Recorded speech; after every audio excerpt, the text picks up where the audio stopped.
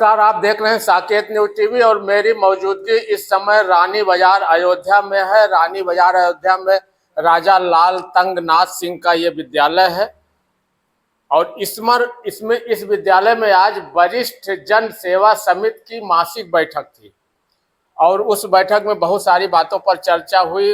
उसमें ब्राह्मण समाज पर भी चर्चाएं हुई। फ्रेम में आप देख रहे हैं ब्राह्मण समाज के बड़े नेता, आप कहे जा सकते हैं अखिल भारतीय चाणक्य परिषद के संरक्षक कृपा निधान तिवारी जी, दुर्गा प्रसाद तिवारी आफत जी, राधे श्याम मिश्रा जी, राम तेज पांडे जी और उमा शंकर तिवारी जी, उमा शंकर मिश्रा जी और आप जी।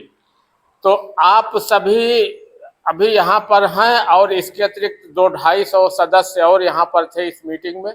वो सब अभी बैठक खत्म हो गई, जा चुके हैं।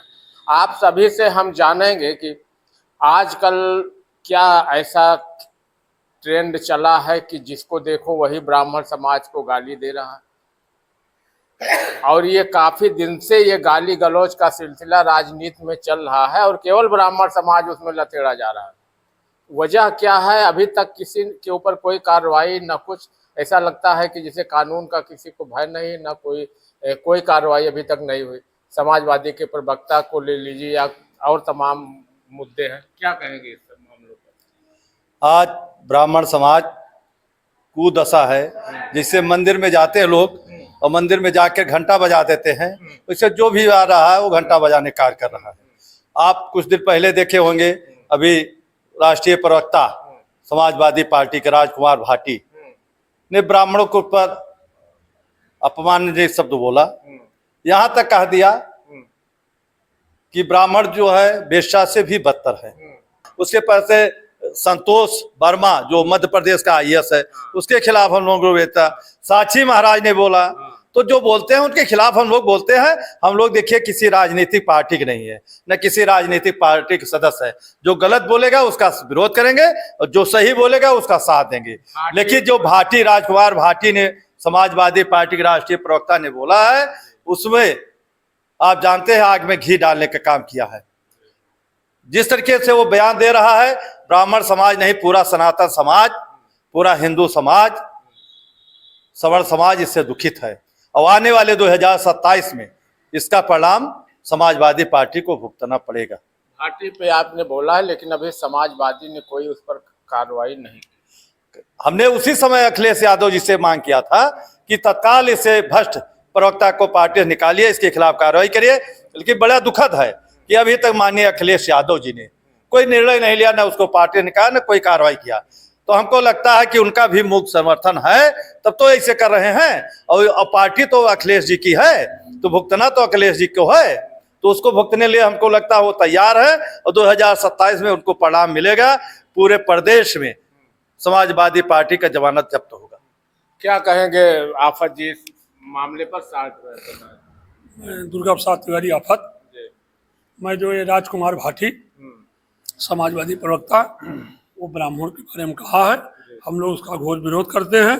यदि माननीय अखिलेश यादव जी उसके खिलाफ कोई कार्रवाई नहीं करते, निकालते नहीं, FIR नहीं करते हैं, तो उनके खिलाफ भी हम लोग जंग लड़ने के लिए तैयार हैं।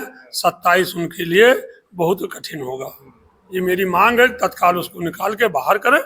ऐसे जिस प्रकार ब्राह्मणों के खिलाफ कोई प्रवक्ता, कोई नेता बोले, उसको तत्काल अपनी पार्टी से निकालने का काम करें। जिसको देखो वही ब्राह्मण के खिलाफ बोल रहा है इस समय, और कोई कार्रवाई किसी की नहीं हो रही है। सब ब्राह्मण एक हो रहे हैं, इसका परिणाम उनको 27 में मिलेगा। ये जो बोल रहे हैं वो ब्राह्मणों के लिए बहुत अच्छा हो रहा है। जो इधर उधर भग रहे थे, अब सब एक हो रहे हैं और उनके खिलाफ कार्रवाई की मांग कर रहे हैं। मिश्रा जी, हम आपसे थोड़ा सा जानेंगे। अभी भाटी के खिलाफ तो बहुत सारे बयान हो चुके हैं। कुंडा राजा भैया ने सनातन को बचाने के लिए अभियान छेड़ा हुआ है और कुछ ऐसे आरक्षण जीवी लोग हैं जो उनका खुलकर विरोध कर रहे हैं राजा भैया का। क्या कहेंगे इस पर, सनातन पर? राजा भैया जो कर रहे हैं ये उनकी राजनीति है।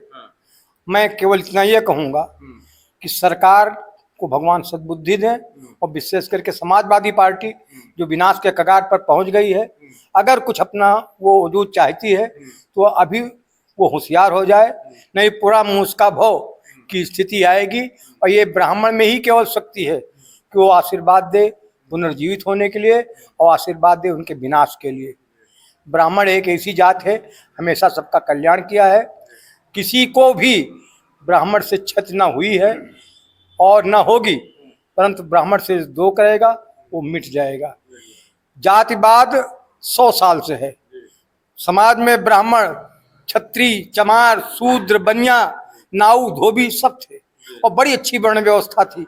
बहुत लोग बड़े आनंद से रह रहे थे।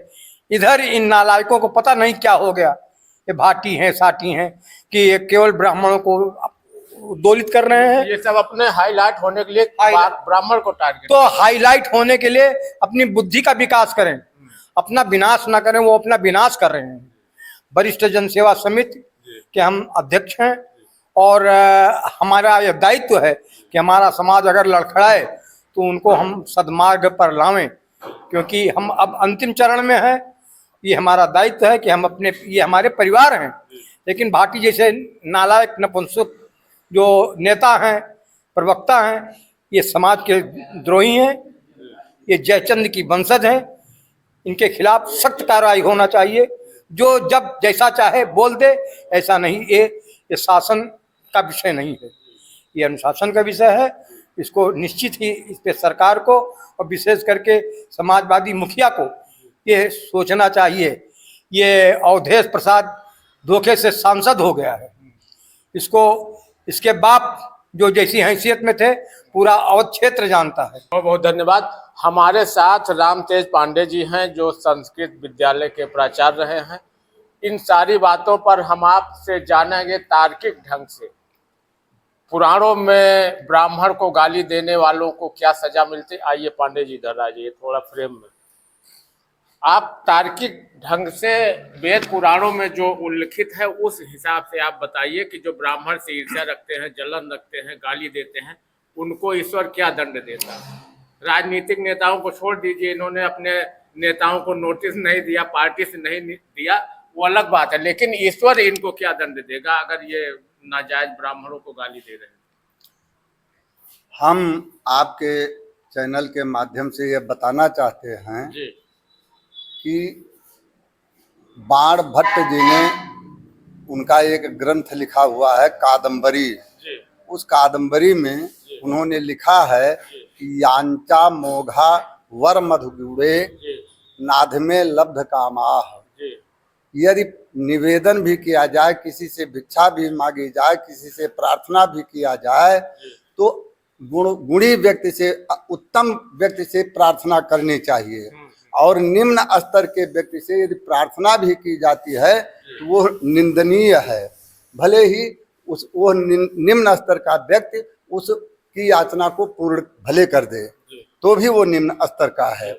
हमारे समाज में इस लोकतंत्र में ब्राह्मण, क्षत्रिय, वैश्य, शूद्र ये सनातन धर्म के अंग हैं। इसमें ब्राह्मण ज्ञानवान होता है, तपस्वी होता है।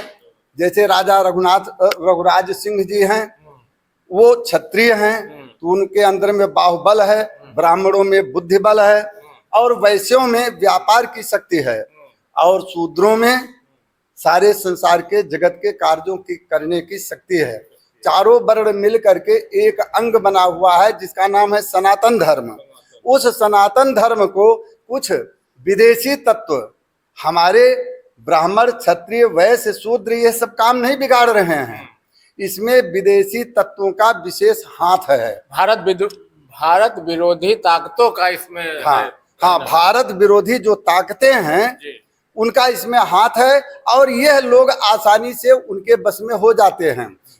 तो तमाम बातें हमारे वेद पुराणों में की गई हैं, लेकिन आज इस कलयुग में लोगों के सर पे क्या भूत सवार हो गया है, ब्राह्मण को गाली देना। टीआरपी बढ़ाने के लिए आप क्या क्या करेंगे। तो देखते रहिए साकेत न्यूज़ टीवी। मिलेंगे नेक्स्ट वीडियो में नई अपडेट के साथ। धन्यवाद।